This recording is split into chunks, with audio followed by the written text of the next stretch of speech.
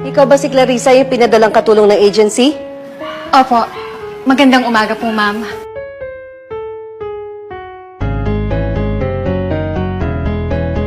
Clarissa! Tigilan mo na ako. Iwan mo na ako. Huwag mo na akong guluhin. Huwag mo na tumahimik. Parang awa mo na. Umalis ka na. Umalis ka na. Umalis ka na. Umalis. Clarissa!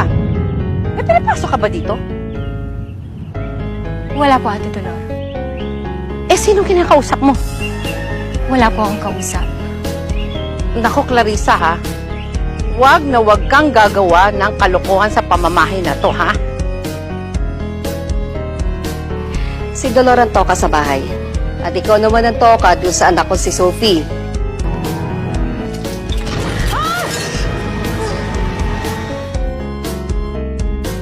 Ang kwento niya dati sa akin, may isang maligno nagkagusto sa kanya.